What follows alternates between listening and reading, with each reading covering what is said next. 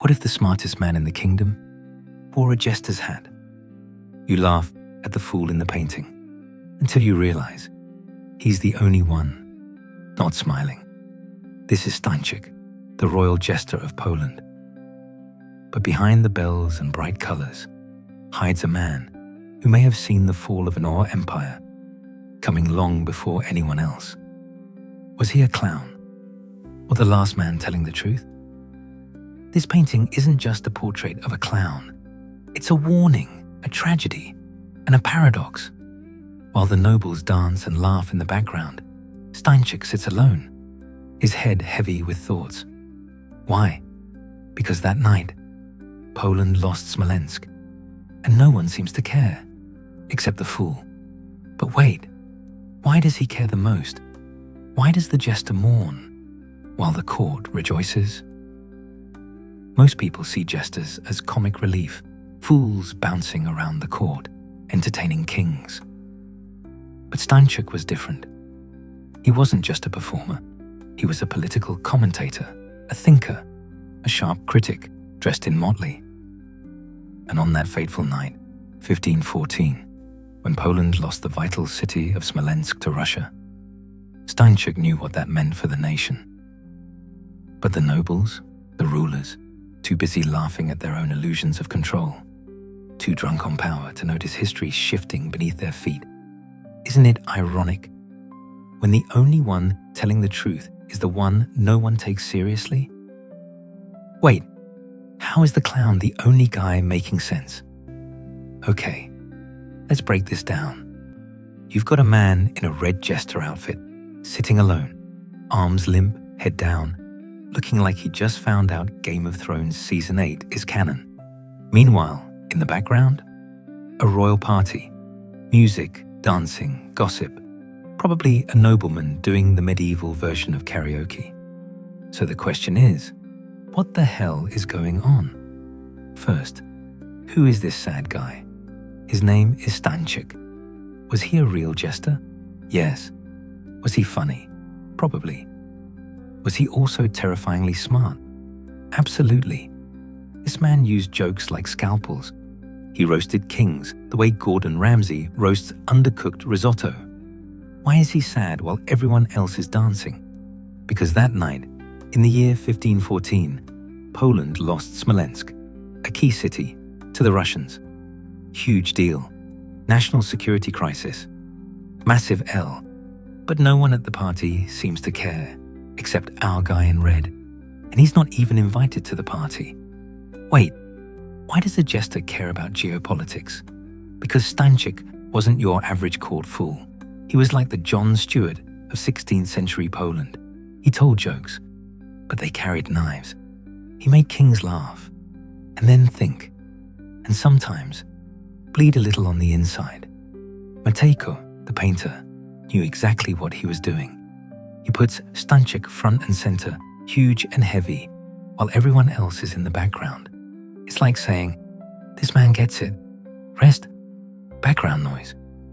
Isn't the jester supposed to be the least serious person in the room? Exactly. And that's the twist. Stańczyk is dressed like a joke, but he's the only one who understands the tragedy. He's mourning a national disaster. He's thinking, if they can lose a city and still party, what happens when they lose everything?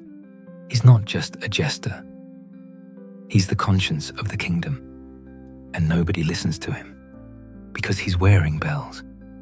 And this is where it hits you, because this isn't just about 1514. It's about any time the truth is ignored, any time the only sane person in the room is called crazy, any time the warning signs are dressed in humor and dismissed. That's what makes this painting brilliant. It's not just a jester being sad. It's a scream, hidden in silence. And in Next, we reveal how this painting was a secret political weapon. Yes, seriously, it almost got the artist in trouble, and it still punches you in the soul 150 years later. So don't go anywhere, because what Matejko did next is chef's kiss-level genius. Wait, so this isn't just about a sad jester. Why did Matejko paint this in 1862? Well, here's a fun fact that's not so fun. In 1862, Poland didn't exist anymore. Yup, not a typo. It was literally wiped off the map, partitioned by Russia, Austria, and Prussia like a political pizza. Matejko was living in a Poland that was technically not Poland. So what did he do? He painted a fool. To speak the truth, no one else could say out loud. Was this about history or a secret message? Both. On the surface, this painting is set in 1514, when Poland lost Smolensk. But underneath, it's a mirror, pointed right at 1862. Matejko used history like a disguise to talk about now. He couldn't scream, "Hey, the government's a mess." So instead, he painted Stańczyk, sitting there like, "Told ya, but no one listens to the clown." What does Stańczyk really represent? Not just one man, not just a jester. Stańczyk, intellectual loneliness, Tam. He's that one kid in class who actually did the reading, the friend at the party who's like, "Hey, should we talk about climate change?"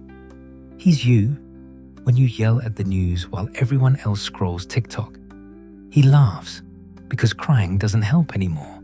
He mourns because he sees the train wreck coming and no one's pulling the brakes. Did people get the message back then? Oh, they did. And some were not happy. Matejko was playing with fire. This wasn't just a painting. It was political side-eye in oil paint. People whispered, "Is he criticizing the empire? Is this rebellion with a paintbrush?" And honestly, yes, 1,000 times yes.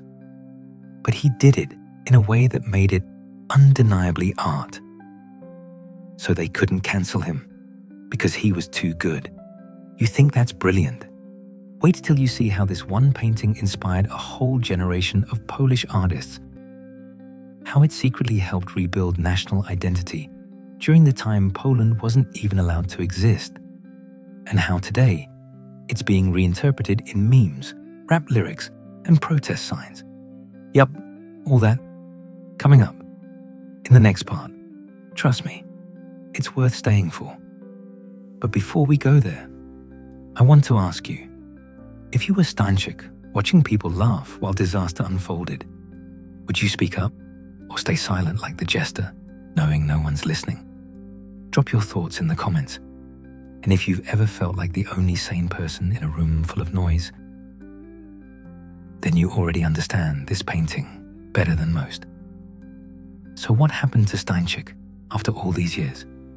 Did he fade into the background of dusty museums and forgotten history? Nope. He came back stronger, louder, sharper, in modern-day Poland and far beyond. This painting is everywhere. It's taught in schools not just as art, but as a lesson in conscience. It's seen on protest signs during political unrest. It's referenced in Polish rap lyrics, novels, even theatre. It's memed as the sad clown who knew the truth. Because deep down, we all are Stańczyk sometimes. You remember how we said Stańczyk was fictional? Well, not quite.